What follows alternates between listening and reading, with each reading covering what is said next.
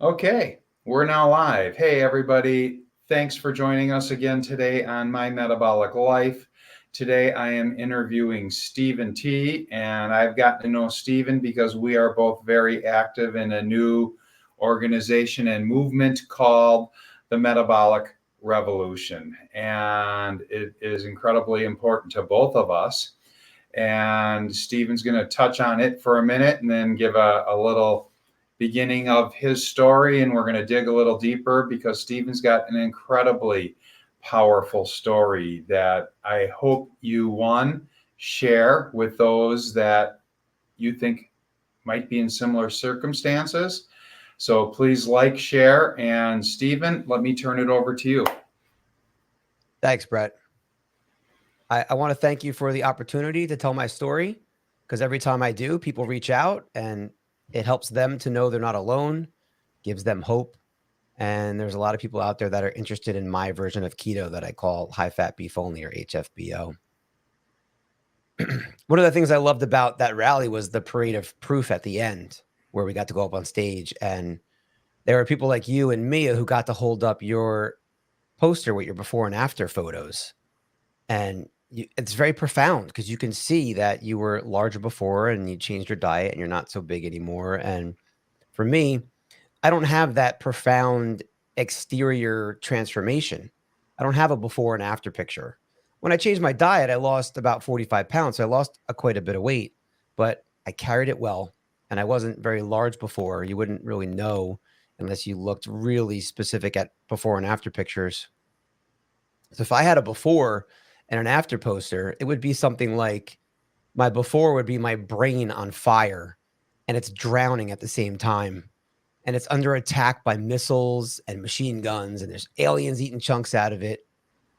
And my after would be my brain vacationing on an island, sunbathing in a relaxing chair with a tropical drink and a drink umbrella, smiling. That would be my before and after. And there's other people like Hannah Warren, who was recently a guest on my show, and she had 3 psychotic breaks.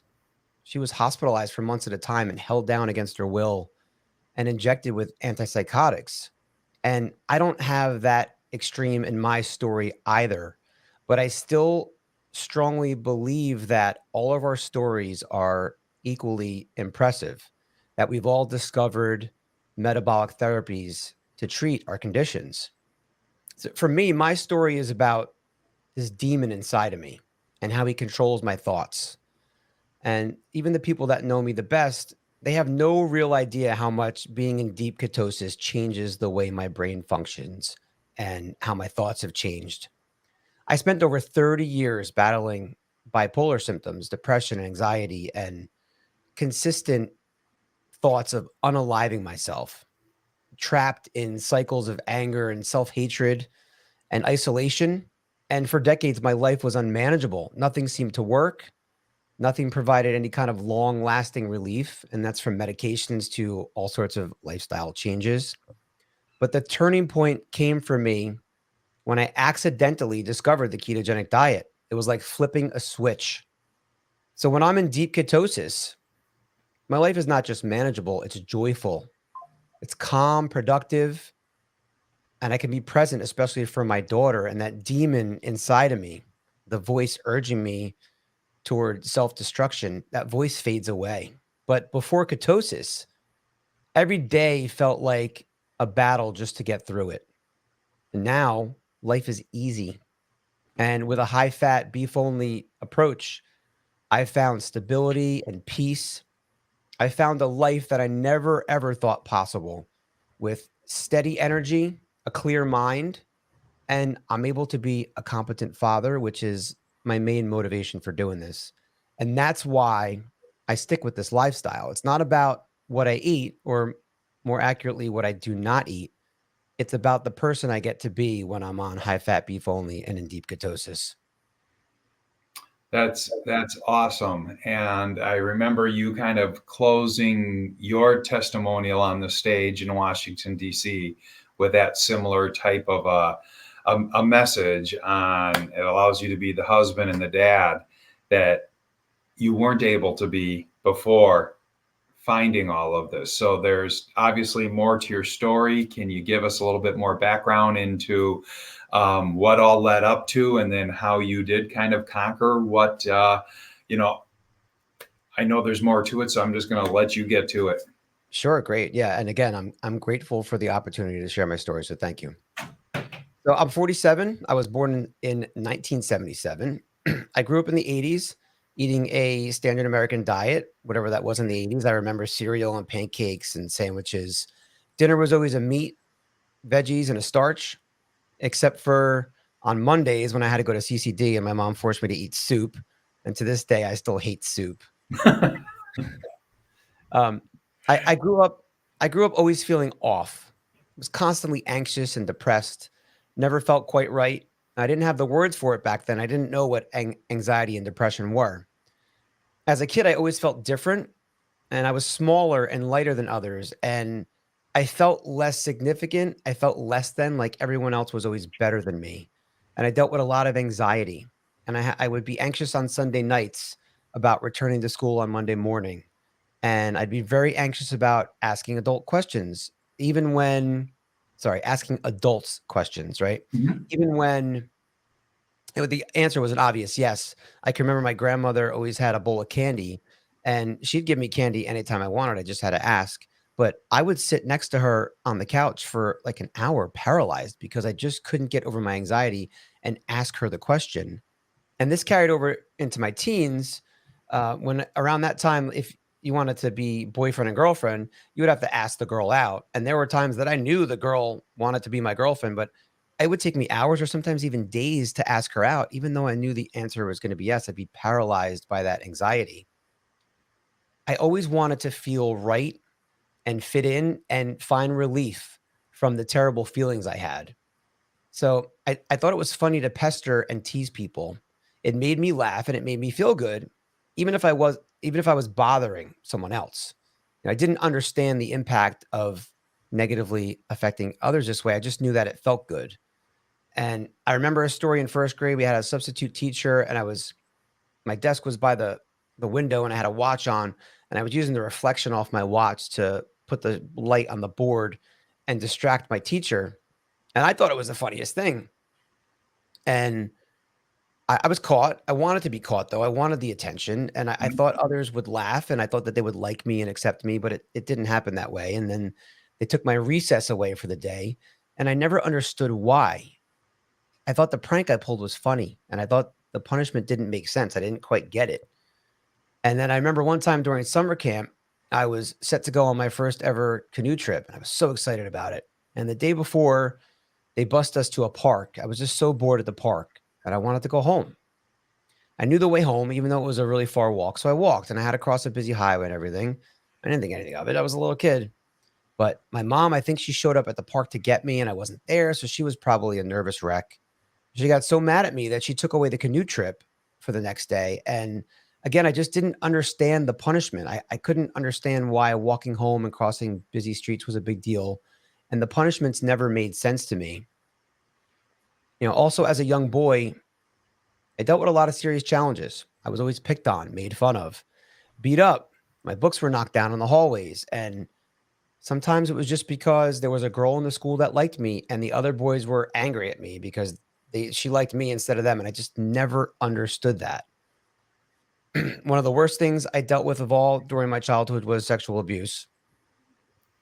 So by my early teens, I was angry, lashing out, struggling to fit in, punching holes in walls, breaking things, and in anger management therapy at 13.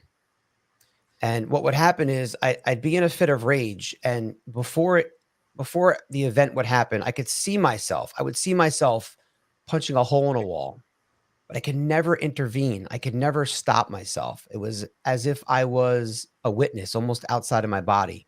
And then so I would see it happen. I would do it, and then I would just feel so terrible, and I could never understand why I couldn't stop myself. And this is where I started becoming familiar with that demon inside me. I refer to that influence over myself as this demon that takes advantage of me. In my mid to late teens, I was very angry and depressed. I had feelings of despair. I did not fit in, and I wanted relief. And I made a lot of irresponsible decisions. I was running away. I started smoking cigarettes. And so I was able to fit in with the kids that smoked. It wasn't really the crowd that I wanted to be with, but at least I fit in a little bit. And the buzz that I got felt good. It gave me some temporary relief. And I remember chewing tobacco too around this time and just doing a lot of stupid things. And I chewed tobacco for a little while, like for 15 minutes, and then my friends dared me to eat a whole package of Oreos. Mm. So I did it. I ate the whole package of Oreos, and what do you know? I threw up. But I didn't care. I just wanted people to like me and to accept me, and I wanted to fit in. So those are the kind of things I did. My diet was still standard American diet. I remember lots of sandwiches. I would eat peanut butter, banana, and honey sandwiches. Can't even imagine the carb count that was in those kind of things. I would eat fluffernutter and peanut butter and even put honey on those sandwiches as well. So then around 16, I smoked pot for the first time. And it was awesome because I felt normal for the first time in my life.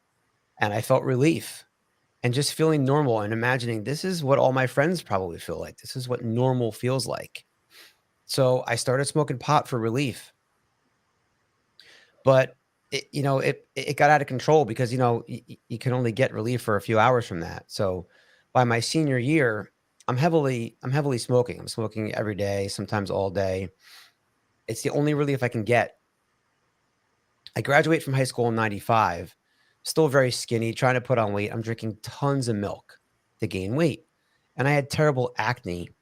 And I started taking an antibiotic called ampicillin, which helped my acne, but I built a tolerance to it. And after a while, instead of taking one or two a day, I was taking handfuls of it. Mm. And I still wonder how much that damaged my microbiome and how much that was affecting my mental health as well, because now we know those are connected. Yeah. So it was a friend of mine, his mother, she wanted to talk to me about my diet. It's the first time that anybody wanted to connect diet to my health. And she was talking to me about, well, you're drinking a ton of milk. Why don't you try to quit the milk and see what happens with your acne? And it got better. So it was the first time in my life that diet for me was connected to my health. She gave me a book called Diet for a New America. I read that and I became vegetarian at that time. And it's the first time that I really dove in, kind of started going down the rabbit hole of how food affects you and started reading ingredients. So at this point, I still eating dairy. I still eat cheese, but I'm not drinking milk. And for a while, I'm eating lots of tofu, lots of soy products. So I'm still doing standard American diet. We get Chinese food. I just order the tofu. And if I still go to Burger King, but I get the fish sandwich I'm eating the bun and the fries because I had no idea what it was doing to me. Lots of nuts and seeds, all that stuff today. I can't tolerate any of that stuff now. So around the age of 19, I'm smoking a lot of pot. It's the only thing that's providing me relief, but I can't control it. So I go to seek treatment. I have a friend bring me to some treatment centers. And at that time, marijuana abuse was not recognized. It wasn't a thing. It was cocaine or it was heroin. They're looking to detox people. They're looking to inpatient you for 3 days, detox you.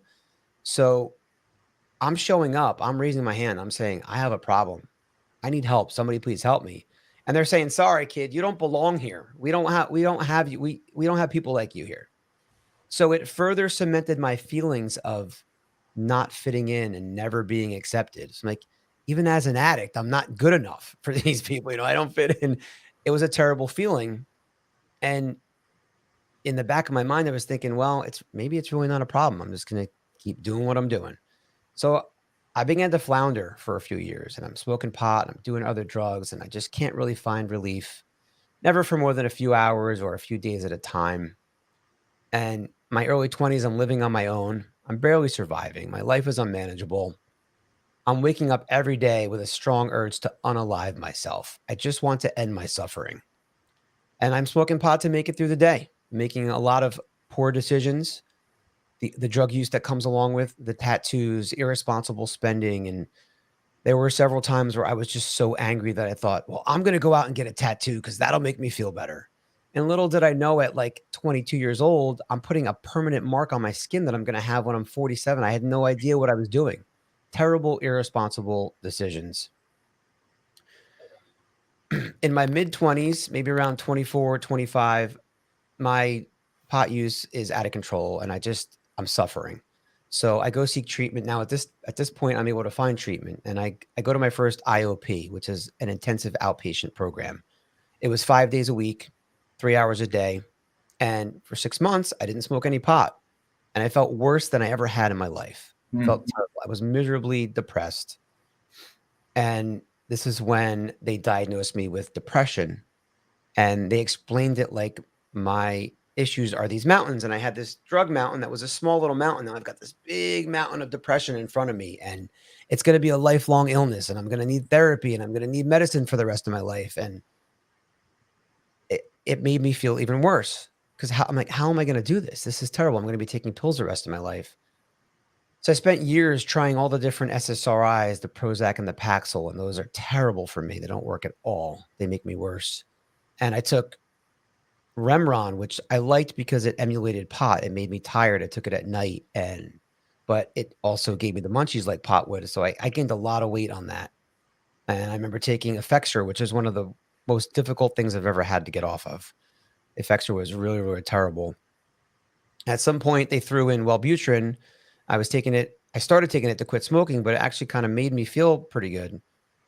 So like in a combination of Effexor and Wellbutrin was pretty good. And then, during the next few years, it's just more of the same. On and off meds. I'm at different psychiatrists, and I'm desperate for relief. So I'm doing a lot of other drugs. I'm in like the drug scene at the time, me and my friends, and it's like all the drugs that come along with it. And I don't have control, and whatever's there, I'm doing pretty much. Hmm. And it's all just hurting me. And I have a very strong sense of hating the reflection in the mirror. I hate myself, and I hate what I see in the mirror. And I feel like if I can change my outside, well, maybe it'll change how I feel on the inside. So I'm getting more tattoos, and then I have short hair, and then I grow my hair long past my shoulders, and I have a mohawk and all different combinations of facial hair just to make changes to try to find some relief so that I can feel better. But none of it ever worked. At this point, I'm still eating a vegetarian standard American diet, no meat. I'm miserable. I'm depressed. And those who knew me during this time, like my coworkers that saw me every day, they would joke that there were multiple Stevens. Someone say that there was three. Some would say there's more. And the joke was you never knew which Steven you were going to get walking into work in the morning. And one of my buddies, who I'm still friends with today, he used to say that too, that there were multiple Stevens. And he'll tell you today that since I started the keto diet, that there's only one Steven.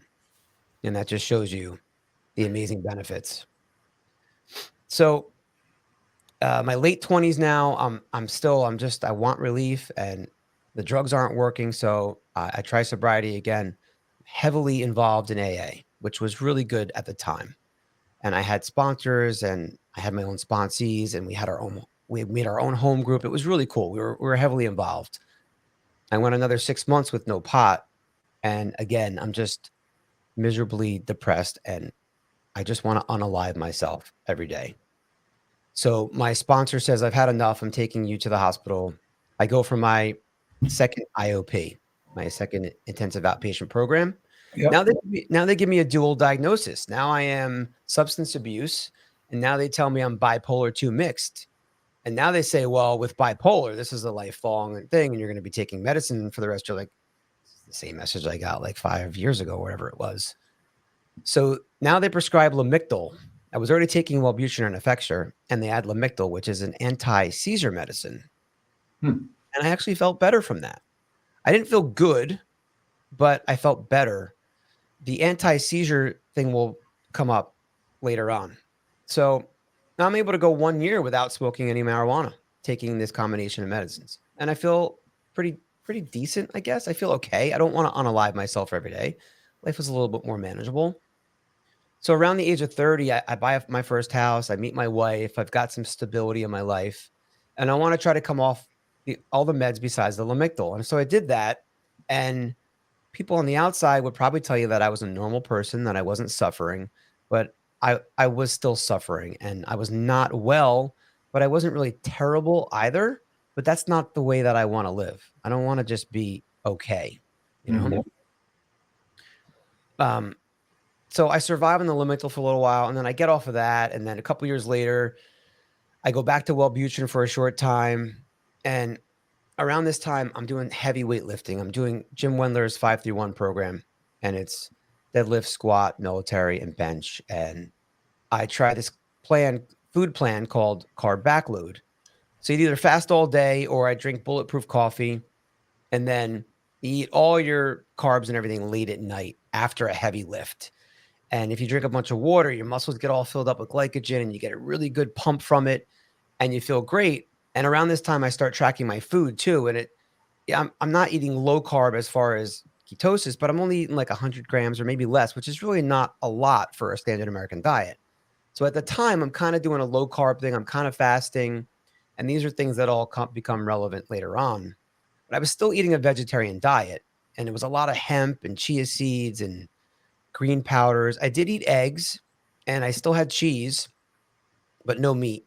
And I always felt like something was missing. And I'm always trying to find the correct green powder or combo of supplements, whatever's going to work the best for me. For a while, I thought hemp was like the most amazing thing. I thought the omega ratio and everything was great in it. I was big on the hemp protein and the hemp powders and my shakes and everything, but nothing ever really worked all that well. I'm still trying to find relief. And so then I go vegan. Now I drop the eggs and the dairy because I'm trying everything I can. And I discovered Brandon Brazier. His book is The Thrive Diet. He is an Ironman triathlete as a vegan. And his thing is raw vegan. I'm like, oh, that's it. That's what I'm missing. I'm cooking all my food. I'm going to go raw vegan now. And this is going to do it for me because he's an Ironman triathlete. If it works for him, it can work for me. But I just continued to decline and get worse, and digestive issues and skin issues and mood and all that stuff. So the vegan and the raw vegan didn't work for me. Around 2015, I add meat back in and my life gets better right away. It was fun. It was a lot of fun. I reached out to all my friends and I said, give me all your favorite meat places and your favorite meat dishes. And it was cool. And the way I am, I like to track things. So I'm like keeping a journal of all the different places I got to go to. But besides the fun that I was having, I felt better. My health was better. My mood was better. And around this time, I start wearing these special contacts for my eye condition. And that becomes relevant in the story too. So at the age of 40, my daughter was born. I'm heavily lifting still. I'm still deadlifting and benching. And right after my daughter's born, I fall off a ladder. I dislocate my hand. I break my wrist. It was a terrible injury. They talked about fusing my wrist to my arm to where I wouldn't even be able, it would just be stuck. I wouldn't be able to bend it. Luckily, they put a plate and screws in and it healed up, but it took a while. And for 2 years, I couldn't lift. And I've got a baby at home and we're on a budget and I'm eating as cheaply as possible. And I'm also making homemade sourdough bread, which I loved it. And I got good at it. And we would make 2 loaves. And the one was just for my wife and I to eat out of the oven. Every Sunday night, we would eat a whole loaf and dip it in olive oil and seasonings. And it was so good. And I would bring it to work and eat it every day. And I was growing my own basil, eating a lot of pesto pasta, eating as cheaply as possible. And I had terrible skin and I was terribly depressed with all this wheat consumption.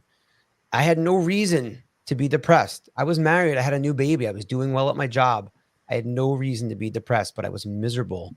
And I ballooned up to 190 pounds, which is a lot for me. Today I'm 145. So this is me with 45 pounds of weight on me. I had the worst eczema ever. And my contacts, they're getting foggy, so foggy that I have to clean them every 30 minutes. I have to take them out, clean them, put them back in. Today, I typically put them in once for the day and I'm wearing them for 16 hours and I don't have to take them out. That's what wheat does to me. Wow. Yeah. So now at 42, my daughter's 2.5 and I'm even heavier and I bending over is uncomfortable. And I carried the weight well and I would call myself fat. And my wife would say, well, you can't say that. You're going to offend somebody. You're not fat. I am fat for me. I feel disgusting. Today, I'm wearing a 30-inch waist on my clothes and they're loose. I'm wearing belts. At that time, I was wearing a 36 and they were getting tight on me. Okay. So it was fat for me. And I just felt terrible. So I remembered the carb backload plan and how lowering carbs, I felt better when I did that. So I decided to lower my carbs and I was tracking my food And I lost 20 pounds in a few weeks. All I did was cut out the bread and pasta. I didn't really do anything. Just stopped eating bread and pasta every day. I lost 20 pounds. I started feeling immediate relief and my skin improved. And around this time, I heard Vinny Tortorich. He's the NSNG guy. I heard him on a podcast talking about the carnivore diet. And I thought it was the most ridiculous thing I had ever heard of. How could somebody just eat meat every day? First of all, we're taught that we get our vitamins and nutrients from plants, vegetables, and fruits. So I just thought it was ridiculous. How could somebody survive on meat? But I'm picturing like a boring piece of meat. You would just eat the same thing every day. But it was an extreme idea, and I'm an extreme person. So the idea stuck in my mind. And I kept lowering my carbs and eating more meat. And as I did that, I lost more weight and I felt better and better. And the more meat I ate and the less plants I ate, the more relief I got. So I followed the path. That's how I do things. I felt good. I kept doing it. Around this time, I started to discover fasting too, because I was still eating about 6 meals a day when I started. Because I'm, always a skinny guy, either trying to put on weight or keep on weight, and I'm eating 6 times a day. But you start eating more meat and less plants, and you're satiated, and you don't need to do that. So I went from 6 to 2 meals, and eventually I was doing 1 meal a day. And then I found Cole Robinson. He's got the snake diet, and today he yells a lot, but back then he didn't yell so much, and he would get on the whiteboard and he would really teach about fasting, and he gave me a lot of good information. And to this day, fasting is a very big part of what I do. So I'm going to get to where I found ketosis by accident now. I was about 44, and it was about a year or so after I changed my diet. I haven't been perfect this whole time. I wasn't perfect then. I didn't realize what some food items were doing to me at the time. So I would still eat cookies, and anytime I had a wheat product, my skin would get bad, my contacts would get foggy, and my mood would dip. But I was pretty much eating similar to how I do now. I was already going to the butcher and getting beef fat, and beef fat was my fat source. And COVID hit, and then we started working from home. So that's been a blessing. I'm very blessed to still work from home. But instead of going to the gym on my lunch hour, I'm now working out in my basement.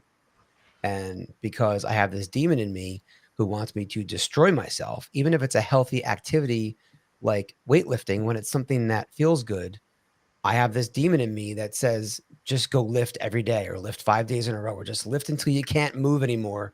And when I lift too much, that can tank my mood as well. So now I'm lifting too much, and I'm very, very beat up from it. I'm getting chronic injuries from it. So I would take a week off. I would take a deload week where I'm still doing my lifts, but I'm lifting at 50%. And that didn't do anything for healing. And then I take a week off, which was one of the most difficult things for me to do because I'm so regimented in my lifting plan. To take a week off was grueling.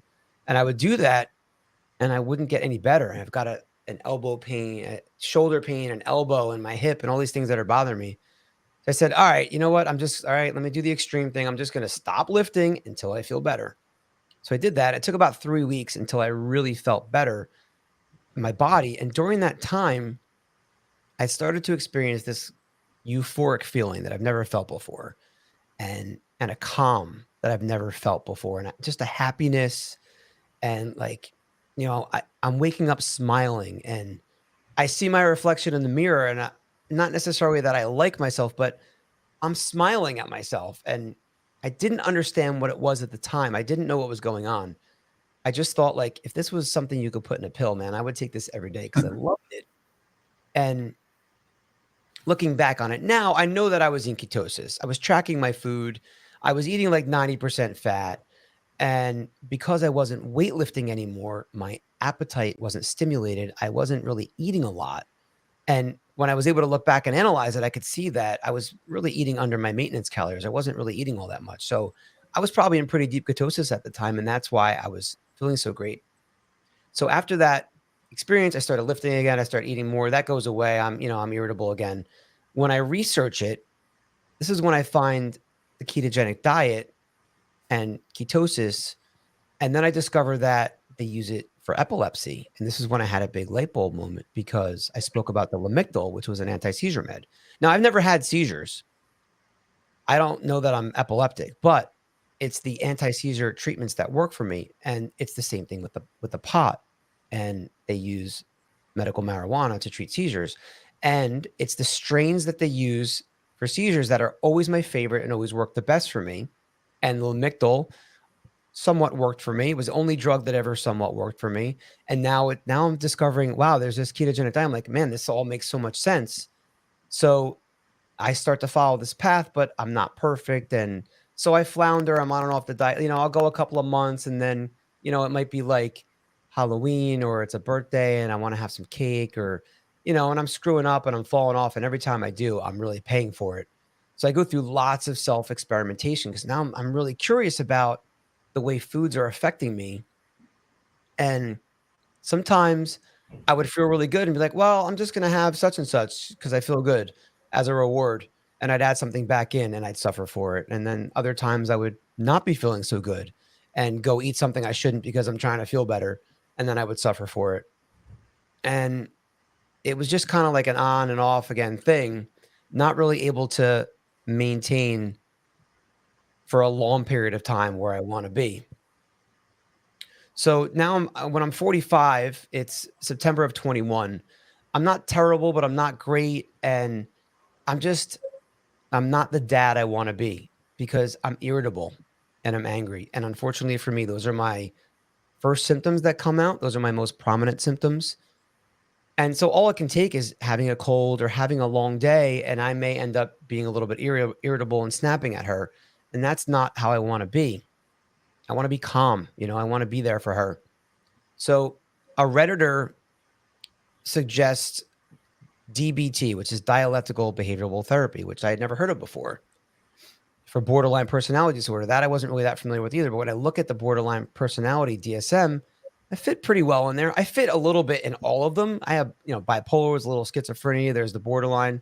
So at this time, I start Lamictal again. I start this DBT.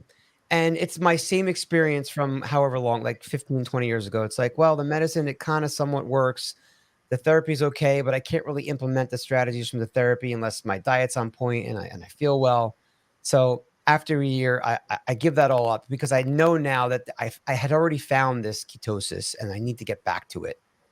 So now September of 23, we're talking a little over a year ago, I commit to beef only because beef is the only thing that I don't react to and it works the best for me. So it's been a year now of beef only, and it's high fat beef only, which is HFBO. That's my neck. I have the logo over here. I aim to keep my fat at or above 90% on most days. And this is the therapeutic level of the ketogenic diet, like they would use for epilepsy. Yep. So essentially a combination of that diet and Michaela Peterson's Lion diet, where lion is ruminant meat, salt, and water. It usually ends up being beef for most people.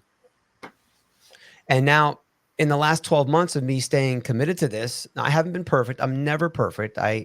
My saying is I aim for perfection to help guide me, but I'm not perfect. I just do the best that I can. But in the last 12 months, I have been more committed to this way of eating than ever in my life. And I have literally had the best 12 months of my life. And I've always been affected by the seasons. I had my best fall and winter last year. Summers are great for me, but I had the most amazing summer. And as we're transitioning to fall, it's not affecting me in the same way that it normally would. And I owe it all to this high fat beef only diet. I have clients who have seasonal situations too, and they're finding as they are upping the fat. And this is just universal, I think, with everything that I come across with people on the mental health side of everything, because there's different forms of the ketogenic diet. And a lot of people who come to ketogenic diet are coming to it because they want weight loss. But so real high fat might not allow them, if they stay right there for a long period of time past becoming fat adapted, that can be counterproductive. But you got to weigh what the goals are, and you have to weigh what's the importance of the mental health aspect of everything compared to maybe somebody who still wants to lose some weight, where to go with that. And maybe some fasting can work back and forth with that. I was just listening to Zoe Harcum on a podcast she just had out yesterday with somebody who big time ketogenic diet person and a couple businesses around it, and understanding the whole epileptic aspect to it. And they went deep into this when I was listening last night about the 4-to-1. So when you say 90%, you're talking that 90% of the grams or the caloric intake that you're bringing in is coming from fat. Is that what you mean by that? It's 90% of my total calories is coming from fat on most days. Mm-hmm. And then the other 10 would tend to be protein from beef. Protein from beef, because I do not eat any carbs. I don't eat anything other than beef typically. Mm-hmm. I do eat other meats at times, but it's typically just beef. Yeah.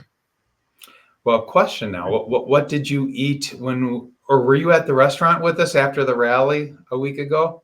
No, I didn't make it to the restaurant, and I really should have after I heard about it. It was really a time thing. We had 4 hours to travel home, and that's why I didn't, but I should have. No. If I would have went, I wouldn't have gotten food. I already ate for the day. I ate on the way down. Sure.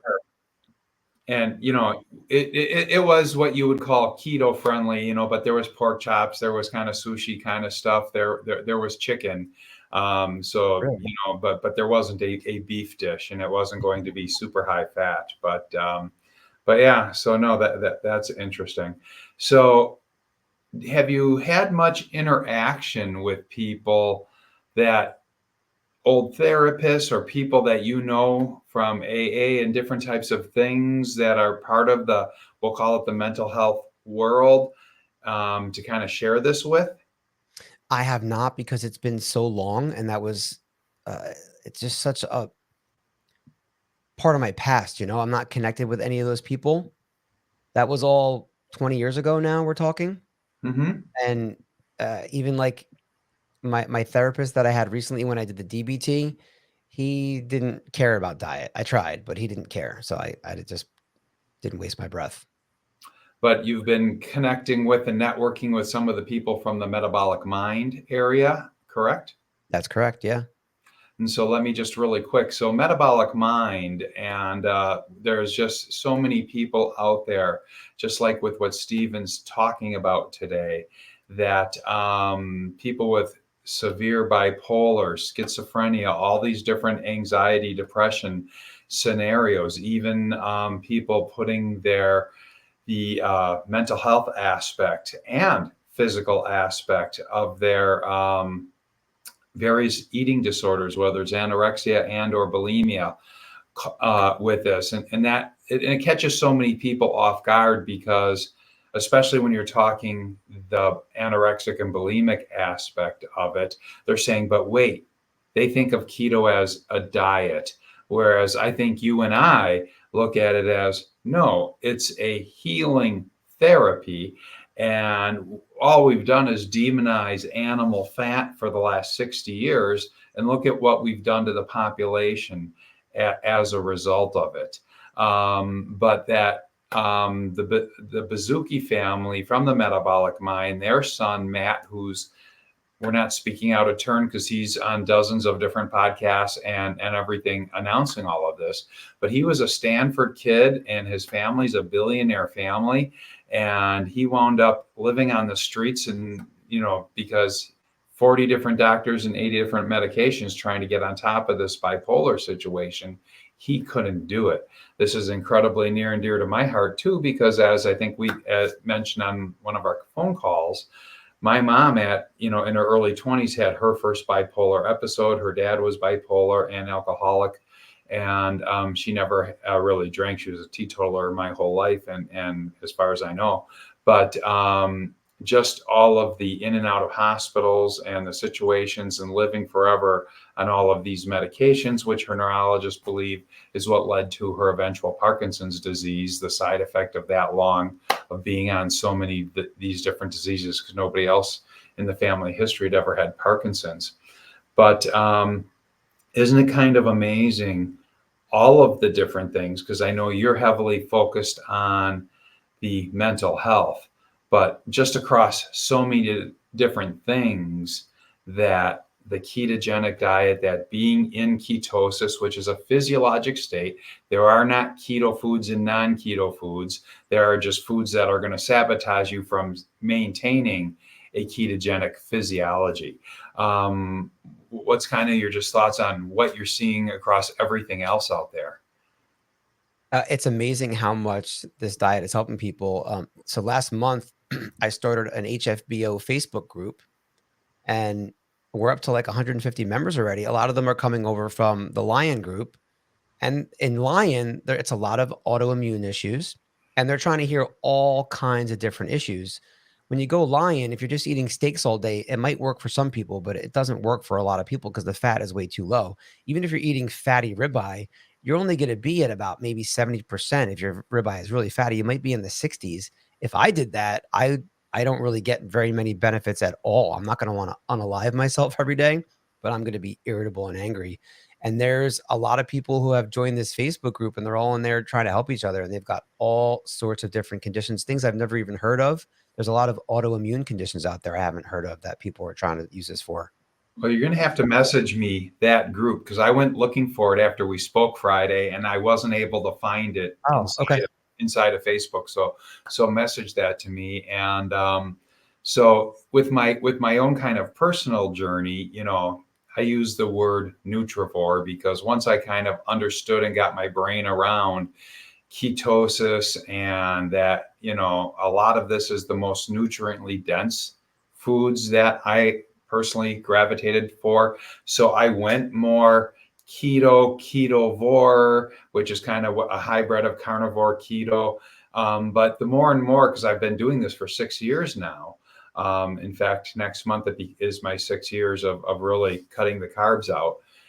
I just gravitated towards what most people would say is an 85 to 90% carnivore-ish way of eating. Some people might call it just like there's plant-based diets, there's a meat-based diet.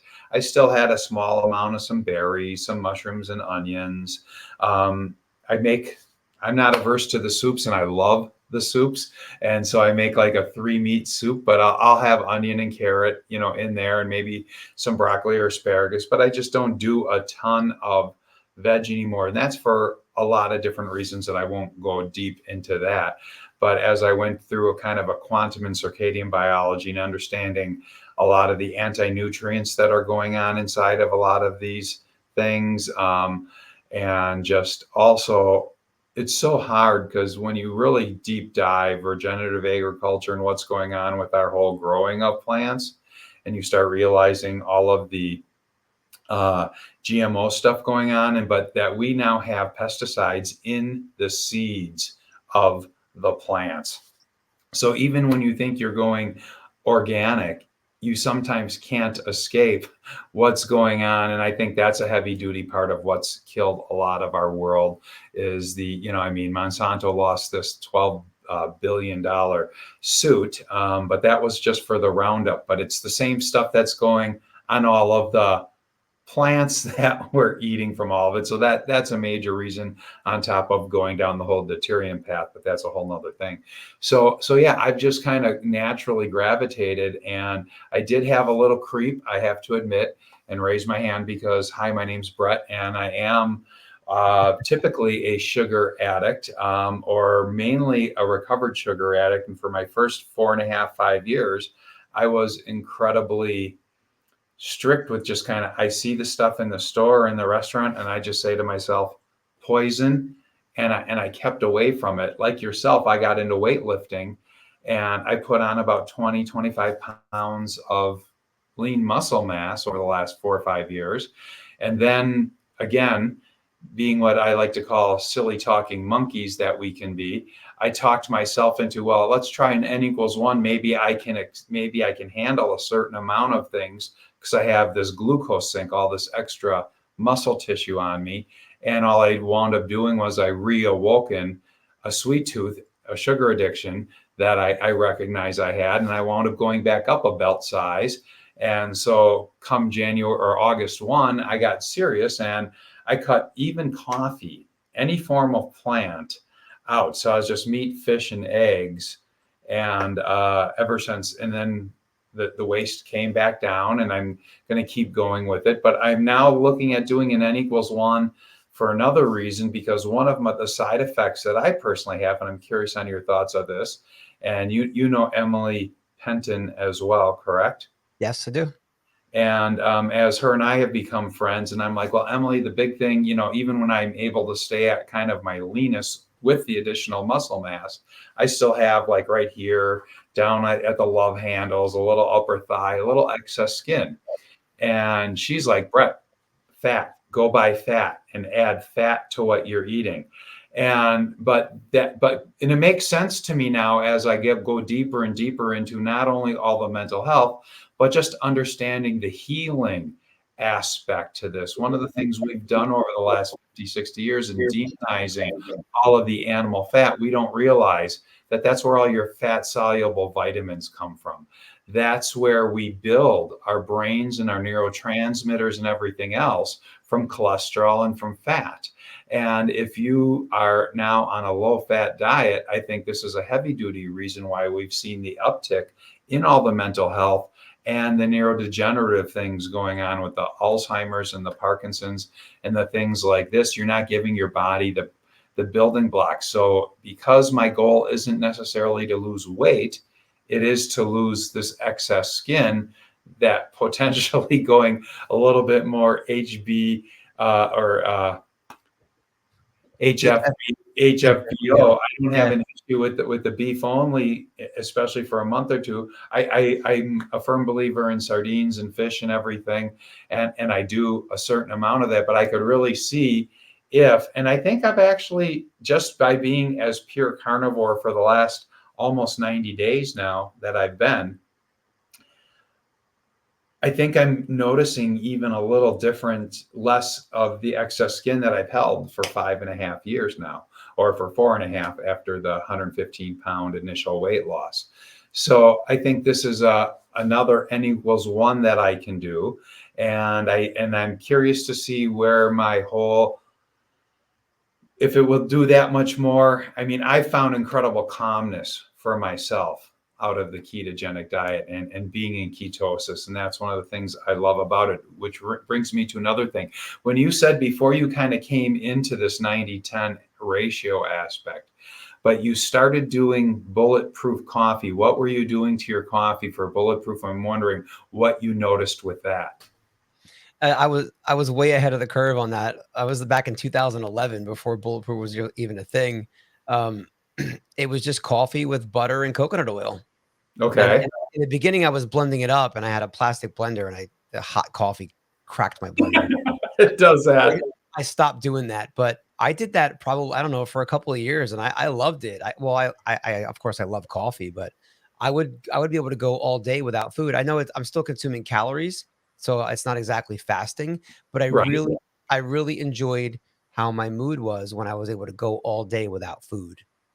So I really enjoyed that. But you had the butter and you had the coconut oil. Yeah, so, but it's like playing Russian roulette, because you never know when you're going to have a fountain coming out of your back end with that. If you drink too much or you drink it too quickly, like it was going to be like once every couple of weeks that was happening. And of course, it was always at the most unopportune time that happened. I never knew what was going to come. You also have to be somewhat careful, even though, again, huge believer and I understand that most of the world is deficient in magnesium. But if you take magnesium on an empty stomach instead of taking it with a meal, well, and think of it, it was milk of magnesia. What was it used for? But yeah, you can have those kinds of urgencies just the same way that the coconut oil can be as well in people who start with bulletproof oil, the C8 and the I think it's C14 is the other short chain or medium chain fatty acid that's in there. You need to start very low on those things if people do wish to entertain them. But even my brother, who first broke me into all of this, he goes, oh my God, I just love that my brain is alive when I'm in ketosis. And he also correlated that. He's the one who turned me on to the bulletproof oil that I started using early. And then I just kind of realized, again, with the not going overly high fat, because I wanted to use my fat instead of bringing it in exogenously, wanted it to be the internal fat that I was burning. So I just moved, if I had coffee with butter or oil or anything in it, that I would move that to lunch, and I would just drink water or just plain coffee or tea up till that time. But interestingly enough, now, like since August 1, trying to go as pure as possible. In Washington, D.C., that morning, that Sunday morning, was the first coffee I'd had since August 1st, just because I was one mealing a day it there. And, I walked 3 miles to the metro station and then metroed into where the mall is and our stage was. And that was the first cup of coffee. And then there was a cup of coffee at dinner that night too, but haven't had any since then. So 2 cups of coffee since August. And I thought I would really miss it, but not doing that at all, really. So you're still doing coffee all the time, correct? Me? Yeah. No, You're no, off no. coffee too. No, otherwise I'd be high fat beef only plus coffee, you know? It's literally just my meals are a large pile of beef fat and a small pile of meat, and I have salt and I drink water, and that's it. That's it. So talk to me about the beef fat. Because like I know Emily got big into doing just cold beef. She'd keep it cold in the refrigerator and then just kind of Yeah.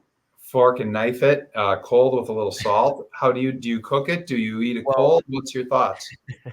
so today I'm also eating all my food raw. That's something I've transitioned to over the past 8 months or so. Yes. I didn't always do that. I used to always cook it. I used to when I first started this way of eating about 5 years ago, my meat was always very, very well done. That's how I always liked my meat, but it's gotten less and less over the years. I discovered sous vide a couple years ago, Yeah. and cooking things by sous vide, even if you do them at like a medium temperature, they're still going to come out almost like they're pretty rare. They're pretty pink on the inside, and I enjoyed that. So like I usually do, I followed that path, and eventually I stopped doing the sous vide, and then I was just pan searing my meat and my fat. And today I no, I'm not cooking at all. I have cooked meat once in a while.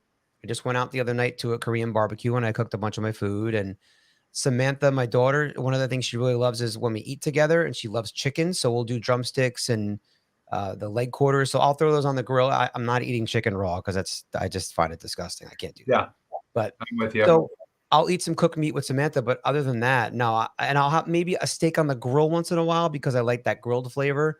But even that, I'm just searing it real quick on each side to get some flavor. I don't want it cooked. And my beef fat has been raw for longer than my meat has. And I prefer to let it warm up to room temp if I can, so it's not cold, but I don't care. I'll eat it right out of the freezer. Like I've been eating so much fat for so long that I don't care. I'll eat it frozen. I'll eat it any way it comes. It doesn't matter to me. I love it. It'll be interesting to follow up with you through time, because I remember part of Emily's story is she also got big into the raw meat aspect, but then all of a sudden she's like, nope, I started to needing it being cooked again. And so I'd be curious if that becomes something down the road. And I'm sure if it is, you'll listen to the body and what Of course, yeah.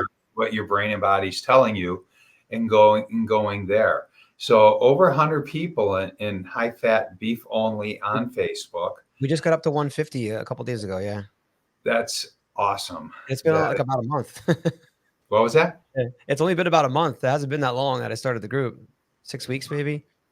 Well, just like yourself, I'm listening to your story and I'm just like, Steven's been on a 30-year journey of trying to figure all of this out. And even though some of the things they helped, but you realize they weren't where you wanted to be.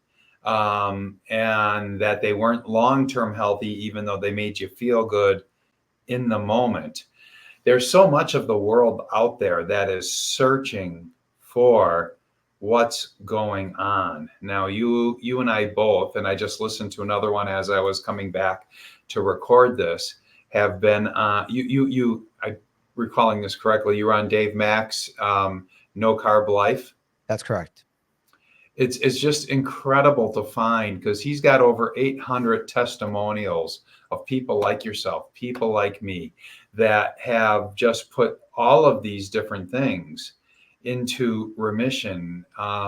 So many mental health things. The other thing that I just find so encouraging because it's become such an epidemic is people with all the different forms of the digestive tract issues, the irritable bowels, the diverticulitis, the SIBO, just all of these different things. And Crohn's. Crohn's. Um, yes, I mean it's just incredible how much we get, and this will create stir in there for people not yet open to this idea. If they're still very, this is the first thing they're hearing inside of this space. But we are all taught that fiber is king, and the more fiber you eat, the better you're going to do. I actually think because of a lot of people going very low fat and very low meats, and thus almost wiping fat out, that the combination of the unhealthy fats, the vegetable oils, the seed oil stuff, along with all that extra roughage that comes from all that fiber, and because if you're not going to have fat and you're not going to have protein much in your diet, it's got to come from some. You got to eat something. We can't become breatharians and just live on fasting, even though there's a lot of great healthy aspects to doing good and learning the different disciplines of fasting, because there's no one way of doing keto. There's no one way of doing fasting. And I've played with lots of them, and I work with people on lots of them. But I really think so many people have destroyed their guts moving away from what we would call ancestral eating. Is that some thought that you would also share? Yeah, I agree with you, definitely. And now that we know how much the microbiome affects our brains, it's no wonder that people are suffering mentally and they're angry and they're irritable. And just a simple thing like, so I'm working from home for a couple of years, so I'm not out on the road very much driving, and I'm not in rush hour, but every once in a while I'm in rush hour traffic. And I can't believe in the past couple of years, it just seems like everybody's gotten so angry and irritable on the road and just everywhere out in public at the store. And we're destroying our guts. We're also destroying our brains. It's all connected. Absolutely, and it's twofold, because you make most of the serotonin and the dopamine in the gut. Most Right. people don't know and realize that, but then you're also keeping yourself from the building blocks of creating and repairing your neurotransmitters, your brain, everything going on upstairs. And it's like somehow the mental health world likes to think that from here up, it isn't attached to the rest of our bodies. And the other thing that I find just fascinating in your story, because definitely there's, and I don't think you and I would ever say and go that there's no value in talk therapies, because there's multiple different things that can come where mental health happens from. I believe that a certain amount of it is definitely from, and every major medical condition we've witnessed over the last couple thousand years, much of it is malnutrition based. And that's really where our food guidelines came out of in the 60s. They put together the Senate committee, and it was all about malnutrition. And then it morphed into, instead of the malnutrition problem we had and that they perceived we had in the country. But I believe that a lot of our mental health is if you're realizing that you're not getting the B vitamins, you're not getting the certain things that you need and the healthy fats. And so many of us for so long, for hundreds of years, you go back to serfdom and everything else through history. I mean, people were just put on like oats and grains and the slaves' diets, things that'll keep you alive, but that you're not going to thrive on. And so I think we've just done so much disservice with what we've done, because you're robbing people of the normal production of hormones and serotonin and dopamine and all these things that keep us even and keel, but then also the building blocks, because we're constantly repairing and building new cells across the brain and the rest of the body every single moment, every breath we take. This is happening. Any thoughts on that hypothesis of mine? No, I agree with you. And you're talking to the people that would be like my parents and some of my neighbors, and where if they just made tiny changes in their diets, they would be so much better off.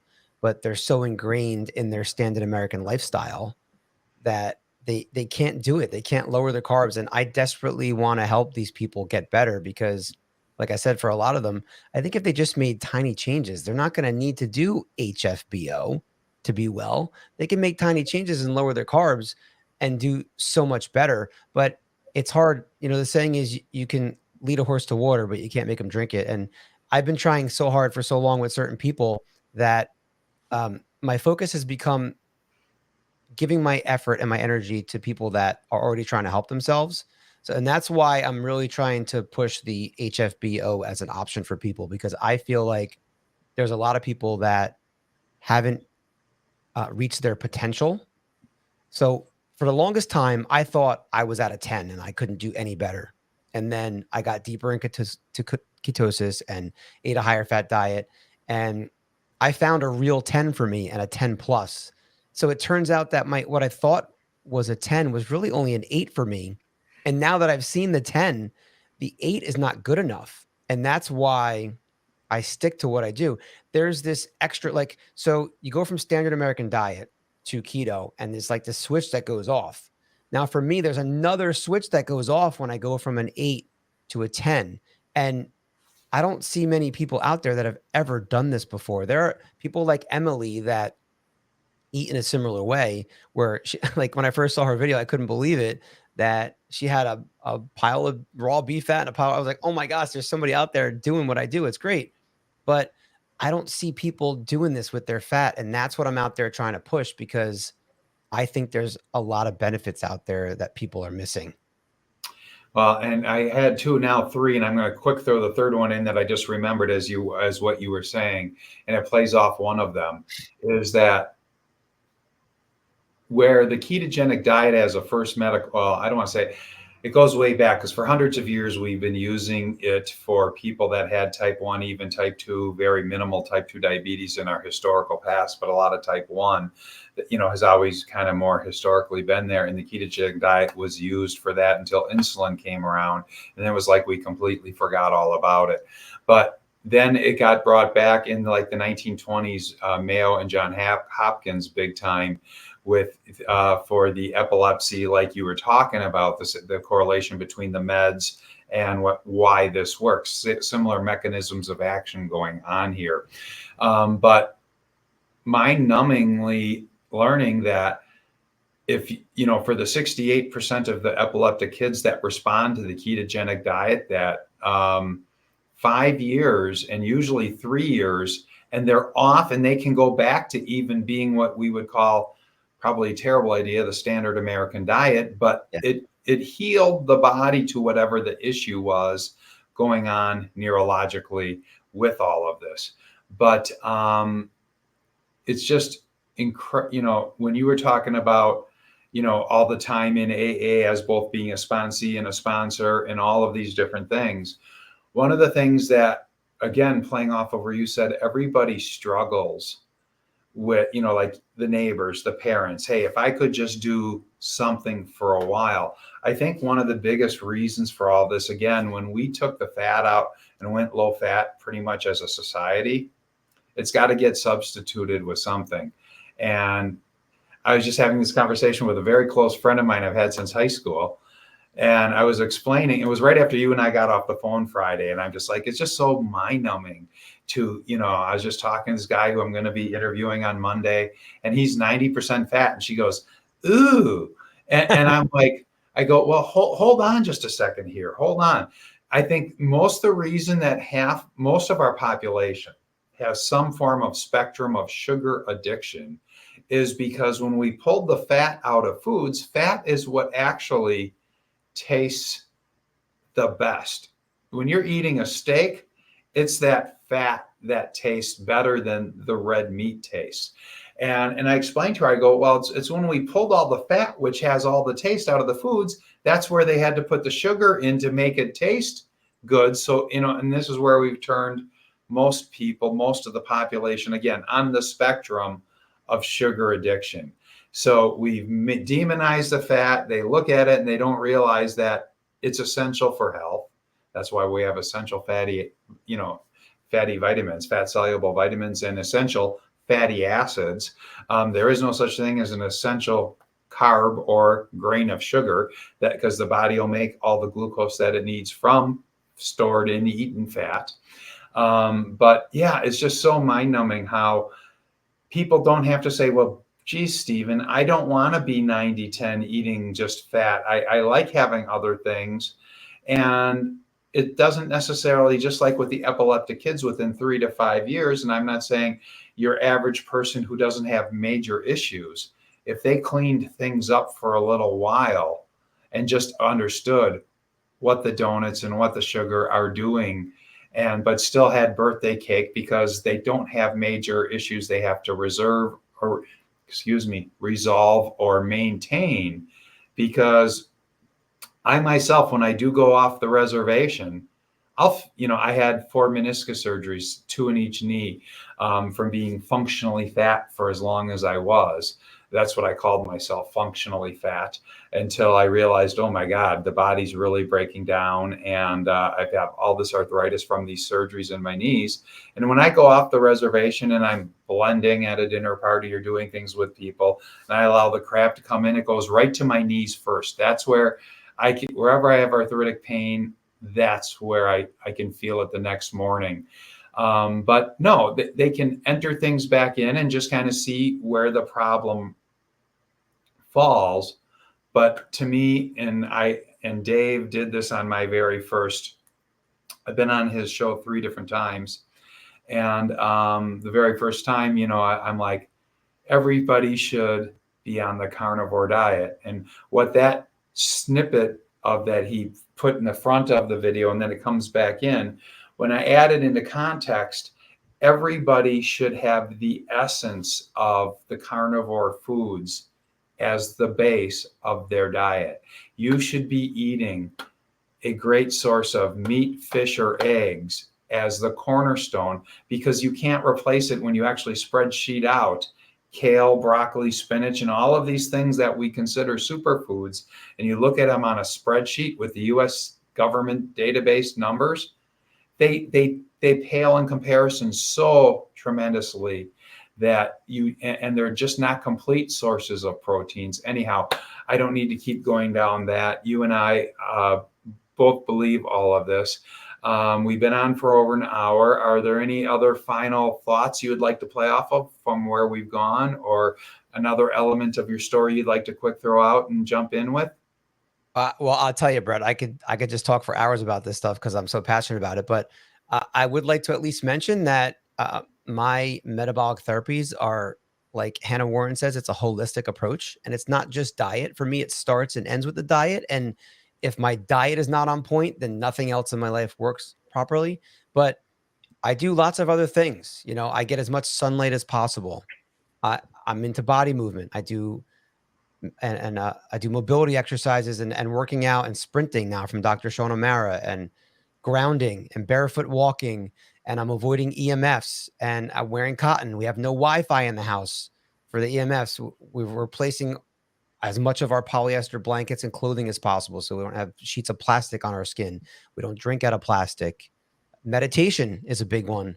I've been working on that for almost a year now. I'm trying. It's not easy, but I love to meditate, and fasting as well.